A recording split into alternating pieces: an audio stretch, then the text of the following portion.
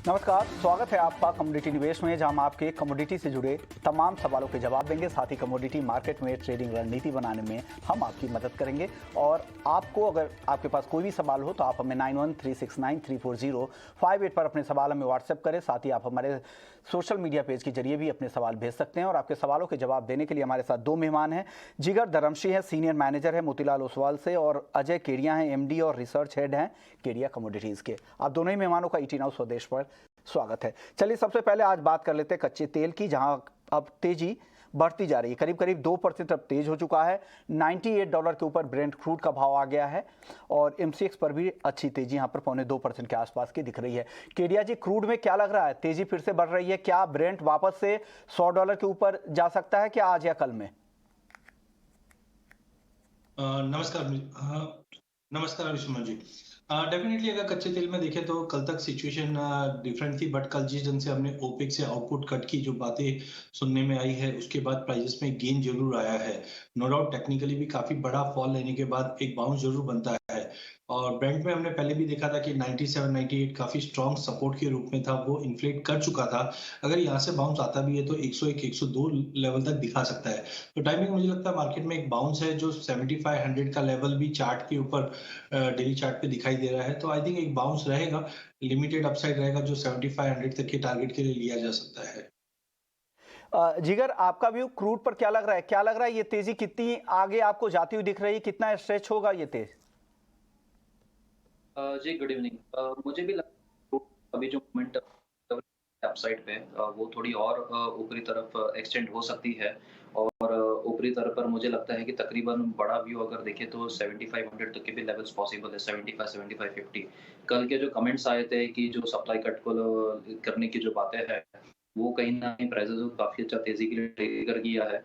और टेक्निकली भी प्राइसेस में काफ़ी अच्छा अगर हम देखें तो एक लोअर एंड पे राउंडिंग बॉटम्स के फॉर्मेशन है, जो कहीं न कहीं प्राइसेस में एक लोअर एंड से अच्छी रिकवरी की पॉसिबिलिटी दिखा रहा है। मुझे लगता है कि शॉर्ट टर्म के लिए बायस थोड़ा तेज़ी रहेगा, बट येस वॉलेटिलिटी काफ़ी पीक पे रहेगी। बट ओवरऑल जो मोमेंटम रहेगा वो तेज़ी का रहेगा, तो निचले स्तरों पे खरीदारी के रखने का मौका लेना चाहिए। तो 7300 के करीब का मौका अगर मिलता है तो वहाँ खरीदें, 7220 का स्टॉप लगा के रखें। इनिशियल टारगेट 74 7450 का रहेगा और बड़ा टारगेट 7550 का भी आ सकता है। ओके, चलिए अब बात कर लेते हैं नेचुरल गैस की, क्योंकि नेचुरल गैस में जबरदस्त तेजी का रुख है। आज भी करीब करीब 2.5% ऊपर है, 790 रुपए के आसपास MCX पर ट्रेड कर रहा है। यूरोप गैस रिकॉर्ड ऊंचाई पर है, यूएस में 14 साल की ऊंचाई पर कारोबार हो रहा है। और रूस की जो स्टेट कंपनी है वहाँ उन्होंने यूरोप के लिए सप्लाई कम कर दी है और कई सारे मेजर पाइपलाइंस में सप्लाई घटकर 20% तक हो गई है। उसका फ़ायदा यहाँ पर नेचुरल गैस कीमतों को मिल रहा है। और ये भी अब संभावनाएं जताई जा रही है कि यूरोप में जो इस्तेमाल होंगे यूरोजोन में नेचुरल गैस की, वहाँ पर कटौती का भी प्रस्ताव है। इंडिविजुअल लेवल पे हर किसी को अपने कंजम्पशन को कम करने का प्रस्ताव यहाँ पर दिया जा सकता है। लेकिन नेचुरल गैस का भाव क्या होगा, किस तरह की तेजी आगे और आ सकती है, केडिया जी क्या लग रहा है? और एक सवाल भी है मनीषा जी पलवल से, उनका सवाल था कि ऐसे में क्या ट्रेड लेना चाहिए, क्योंकि मार्केट काफ़ी वॉलेटाइल है। शाम के सत्र में आप किसी ट्रेडर को क्या सलाह देंगे? और क्या जिनकी रिस्क एपेटाइट है, अगर वो लेना ही चाहते हैं नेचुरल गैस में रिस्क, तो किस तरह से ट्रेड करना चाहिए यहाँ पर? बिल्कुल, मुझे लगता है कि रिस्क लेना मतलब बाइंग करके ही रिस्क लो ज्यादा बेटर है, बिकॉज जिस ढंग से रशिया और जर्मनी के बीच में जो स्टैंड ऑफ खड़ा है, ये काफी इंपॉर्टेंट। दो तीन नजरिए से अगर हम देखें, सबसे पहले कि विंटर ऑनसेट होने वाली है और जो हिस्टोरिकली हम देखते हैं कि स्टोरेज ये यूरोप रखता है वो अब तक पहुंचा नहीं, अराउंड 72% ही है। सेकेंडली हम देख रहे हैं कि जैसे कच्चे तेल में भी एज ऑफ नाउ थोड़ा बहुत $100 के करीब ही ट्रेड कर रहा है, तो एक कैस्केडिंग इफेक्ट सभी प्राइजेस पे आते हुए देख रहे हैं। तो जिस ढंग से गैस के भाव में तेजी बनी है, तो उसका कहीं ना कहीं सपोर्ट पूरे एनर्जी प्राइजेस पे भी पड़ता हुआ दिखाई देगा। सेकेंडली यूरोप में बताया गया है कि 15% की कटौती सभी को करनी चाहिए, बट उसके बावजूद अगर हम शॉर्टेजेस देखें तो जैसे जैसे विंटर आगे सीवियरिटी बढ़ेगी तो शॉर्टेजेस और बढ़ते हुए दिखाई देगी, जिसका एक इम्पैक्ट यूएस गैस पे भी पड़ता हुआ दिखाई दे रहा है। तो माना ये जा रहा है कि $9 का जो लेवल था वो ऑलरेडी ब्रीच हो चुका है। नेक्स्ट अगर टेक्निकल लेवल बात करें तो $12 का एक बड़ा लेवल बनता है जो यूएस गैस के लिए रहेगा। तो आई थिंक $12 तक के भी लेवल दिखा सकते हैं, अनलेस एंड अनटिल रशिया या जर्मनी के बीच में कुछ चीजें कूल ऑफ नहीं होती है, वो टाइमिंग लगता नहीं है। तो आई थिंक $12 तक के ओवरऑल टारगेट हम नेचुरल गैस में देख पाएंगे। वहीं डोमेस्टिक मार्केट की अगर ट्रेड की बात करें तो आज भी ट्रेड सेटअप मुझे पॉजिटिव दिखाई दे रहा है। हाँ, 798 का हाई लगा चुका है ऑलरेडी।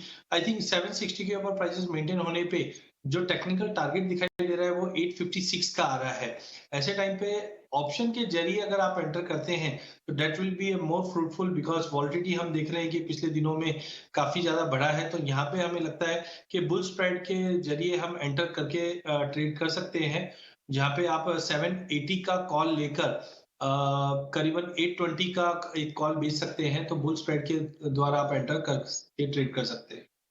यानी ऑप्शंस के जरिए हेज करके चले। काफ़ी वॉलेटाइल मार्केट है, किसी भी तरफ जा सकता है क्योंकि तेज़ी भी काफ़ी आ चुकी है और ये भी नहीं कह सकते कि यहाँ से बाजार तेज और नहीं होगा, इसलिए आप हेज करके चले। बुल स्प्रेड के जरिए आप यहाँ पर ऑप्शंस में ट्रेड करने की कोशिश करें, ऐसा केडिया जी को लगता है।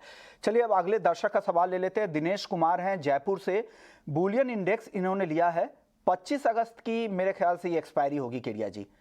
14,294 पर इन्होंने लॉन्ग किया है, 14,294 पे भाव हालांकि अब नीचे आ गए हैं, 14,000 के आसपास है। आगे क्या रिकवरी दिखेगी जिगर, क्या लग रहा है आपको? 14,294 पर लॉन्ग है बुलियन इंडेक्स, क्या करे अब? सी ओवरऑल अगर बात करें तो कहीं ना कहीं थोड़ा एक हायर लेवल से एक सेलिंग प्रेशर जरूर से आया है, तो जिस वजह से बुलियंस एज अ इंडेक्स में थोड़ा नीचे का रुख आता हुआ दिखा है।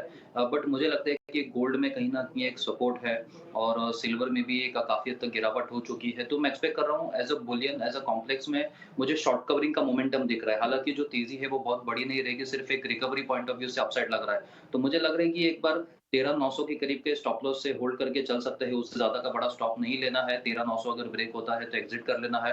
ऊपरी स्तरों पर भी मुझे लगता है कि बहुत बड़ी तेजी नहीं है। मुझे लगता है कि अगर कॉस्ट से थोड़ा भी अगर ऊपर मिलता है इनके एंट्री पॉइंट से, तो भी एक बार बुक प्रॉफिट करके निकल जाना चाहिए, बिकॉज गोल्ड सिल्वर दोनों एज अ कॉम्प्लेक्स बहुत बड़ा अपसाइड का मोमेंटम नहीं दिख रहा है। एक रिलीफ रैली जरूर आ सकती है गोल्ड में 200-250 रुपए की, चांदी में 500-600 रुपए की, तो तब एक बार एग्जिट का मौका ले लेना चाहिए। अगला सवाल भी दिनेश कुमार का ही है। इनका सवाल, एक सवाल था सिल्वर मिनी पर भी, 2 लॉट इन्होंने 57,600 रुपए पे लॉन्ग किया है। केडिया जी क्या करना चाहिए? भाव तो अब काफी नीचे आ गए हैं सिल्वर मिनी के, क्या करे अब? देखिए, चांदी और सोना मुझे लगता है शुक्रवार तक एक सीमित दायरे में ट्रेड करेंगे। नो डाउट जो गिरावट आनी थी ऑलमोस्ट हमने दोनों काउंटर में बन चुके हैं। 54,500-600 के नीचे चांदी जाते हुए नहीं दिखाई दे रही है। अपसाइड भी लिमिटेड है, बिकॉज ये हफ्ते में जैक्सन होल में जो स्पीच रहेगी सेंट्रल बैंक्स की, ये काफी इंपॉर्टेंट रहेगी। और इससे पहले भी हमने 2-3 महीनों में देखा है, जब भी यूएस सेंट्रल बैंक या कोई भी ग्लोबल सेंट्रल बैंक की मीट होती है तो उससे पहले बुलियन थोड़ा डिफेंसिव प्ले करना चालू हो जाता है। लेकिन जब इवेंट होता है उसके बाद एक बड़ी तेजी बन जाती है, बिकॉज सबका एक्सपेक्टेशन ये रेट हाइक के लिए यूएस सेंट्रल बैंक बोलेगा। ऑलरेडी ये चीज डिस्काउंट हो चुकी है, सितंबर में भी 0.5 का रेट हाइक होगा। तो हमने लास्ट टाइम भी देखा था, जब भी रेट हाइक हुआ $100 की तेजी हमने इंटरनेशनल गोल्ड में आते हुए देखी थी। तो टाइमिंग मुझे लगता है मार्केट बिल्कुल एक दायरे में रहेगा। चांदी का दायरा मुझे लगता है 55,500 से लेकर 54,500 के दायरे में रहेंगे। तो डाउन साइड लिमिटेड है, बट 54,600-700 तक का भी लेवल मिलता है तो शॉर्ट से निकलकर बाय साइड बैठिए, क्योंकि आई थिंक शुक्रवार की मीट के बाद एक अच्छी रैली हम सोने चांदी दोनों में देख पाएंगे। बट शुक्रवार तक रेंज बाउंड एक्टिविटी रहेगी। 31 अगस्त तक की इनकी एक्सपायरी है, तो वेट कर सकते हैं मेरे ख्याल से, इसलिए कि बहुत ज़्यादा नीचे नहीं है। नुकसान हालांकि हो रहा है तो वेट कर सकते हैं। जब इतना वेट किया इन्होंने तो स्टॉप लॉस क्या लगा ले केडिया जी इस ट्रेड में? देखिए, बड़े गोल्ड के हिसाब से अगर हम देखें तो मुझे लगता है 55,500 का एक स्ट्रिक्ट स्टॉप लॉस मेंटेन करके चलना चाहिए। जब तक 55,500 के नीचे है ट्रेंड साइडवे टू नेगेटिव रह सकता है। ओके सर, सिल्वर मिनी का जो 31 अगस्त की एक्सपायरी वाला जो कॉन्ट्रैक्ट है उसका भाव अभी 55,595 रुपए है, तो एकदम क्लोज स्टॉप लॉस कुछ नीचे का होना चाहिए, इसलिए कि कभी भी ट्रिगर हो सकता है। आई थिंक सपोर्ट वाइज अगर हम देखें तो 54,400 का एक अच्छा सपोर्ट रहेगा। सिल्वर मिनी की बात कर रहा हूं मैं, तो 54,400 का एक स्टॉप लॉस से ये होल्ड रख सकते हैं। 54,400 के स्टॉप लॉस के साथ यहाँ पर आप होल्ड करने की कोशिश करें। केडिया जी को लगता है कि शुक्रवार के बाद जैक्सन होल की जो मीटिंग के बाद वहाँ पर जो स्पीच सेंट्रल बैंक्स की तरफ से क्या आते हैं उससे बाजार एक दिशा ले सकता है। जिगर, अब आपसे सवाल होगा नेचुरल गैस को लेकर। महावीर हिसार से सवाल है महावीर जी का, वो जानना चाह रहे हैं कि क्या करना चाहिए नेचुरल गैस में।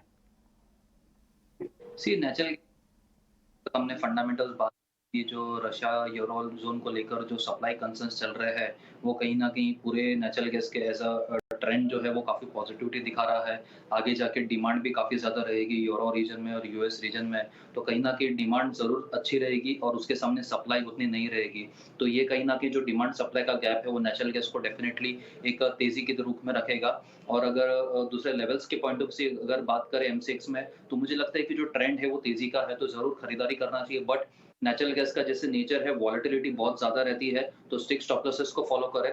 तो आगे जाते हुए अगर नेचुरल गैस खरीदना हो तो मुझे लगता है कि 780 से 775 का रेंज काफ़ी अच्छा रहेगा खरीदारी के लिए। 760 के बिलो का स्टॉप लॉस मेंटेन करना होगा।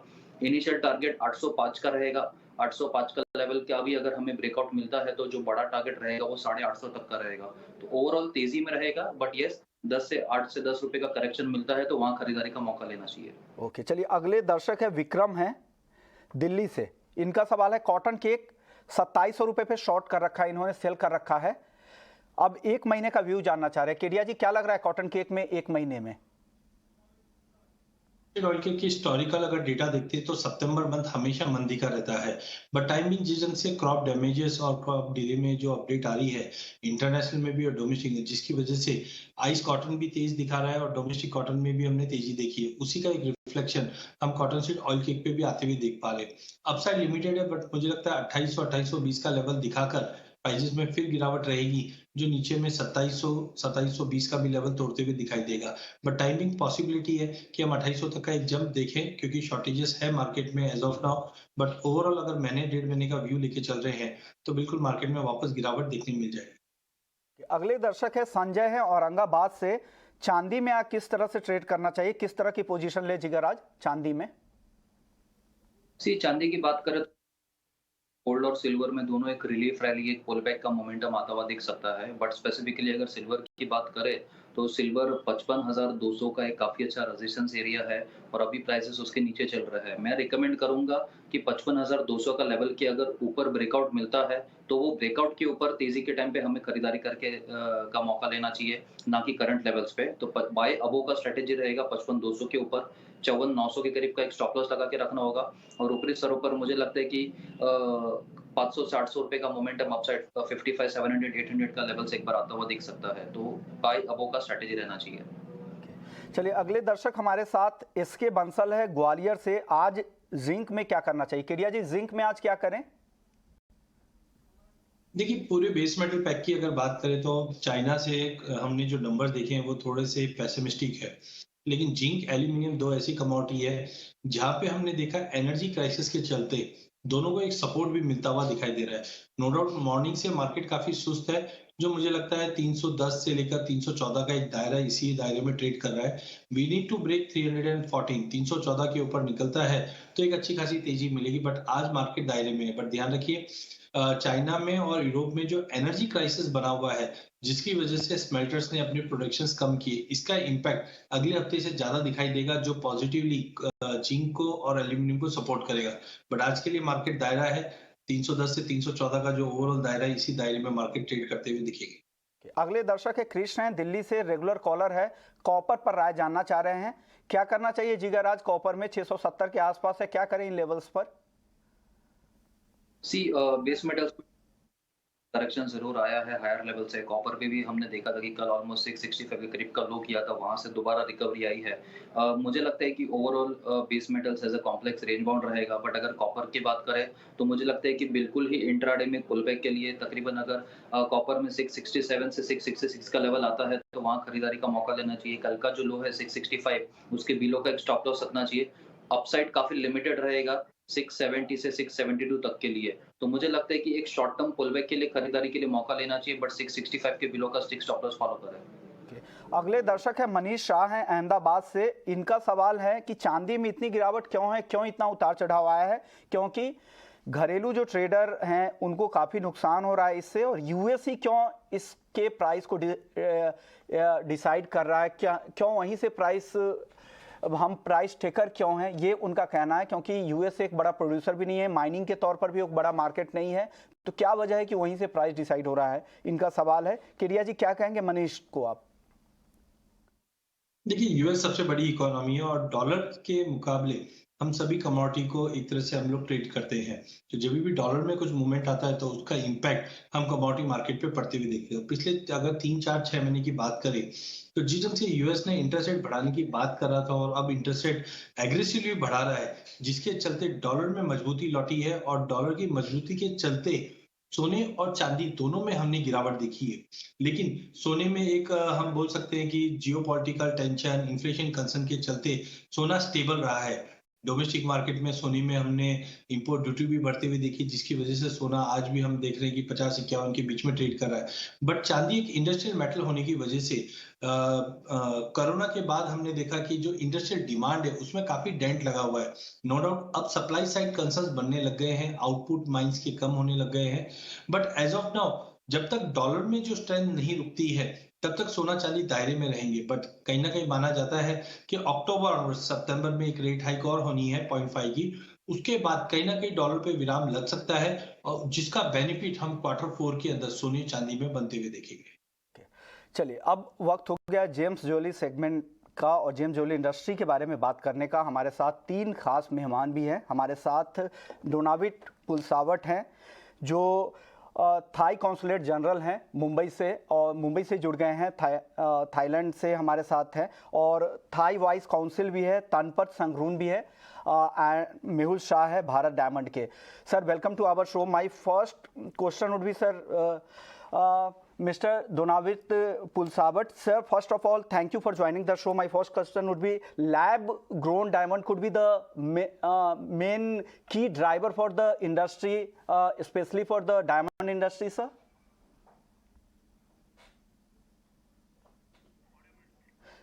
Sir, please unmute your audio, sir. A lab-grown diamond is quite a new thing for the gem and jewelry industry, but its growth of popularity is increasing. What I'm seeing this is the new trend for the new generation of buyers.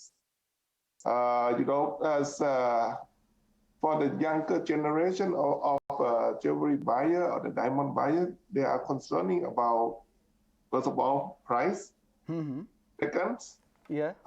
Environment, and the third one is about the what we call a conflict diamond, the blood diamonds. Okay. So these 3 things is the component that will is a factor that make the new generation, the younger generation, think about when we make a decision to buy, whether to buy is a natural diamond or the lab-grown diamond. The most important factor is the price. Okay. Now, with the lab-grown diamond, the price is become affordable, Okay. reasonable for the middle class. Yes. Okay okay, noted noted mister Pulsawat. उनका ये कहना है कि ये affordable इसलिए है तो middle class को भी कैटर कर सकता है और इंडस्ट्री बड़ी हो सकती है। और sir, if we talk about the global demand for the lab grown diamond, तो what kind of revenue are clocking from this segment, lab grown diamond? As of now and for the near futures, the big market for the lab-grown diamond is still in Europe and in the US, because they are very conscious about those 2 or 3 factors that I just mentioned. Okay. But for the rest, in Asia, this thing is still quite a new things. People is still not fully conscious about this, but I think it's going to take some time. Okay. For the new generation in Asia to accept this lab-grown diamond. Okay okay, US और Europe में अच्छी demand है इनका कहना है, और यहाँ पे भी लग रहा है कि एशिया में भी इसकी डिमांड आने वाले समय में बढ़ेगी। Sir, my next question would be, mister Pulsawat, what kind of partnership are you looking with Indian jewellers and what are the benefits of doing business here in India? Oh, actually, we at the consulate, we try to encourage the Thai investor to come to looking for the business opportunity, investment opportunity in India. The main benefits or the main advantage that India can offer is you have a very solid policy, both in terms of the central government, New Delhi, and also in state level government. The policy is very encouraging, with the policy of made in India or invest in India, that's make very attractive for the foreign investor instead of just export to India, just make it more attractive to invest in India.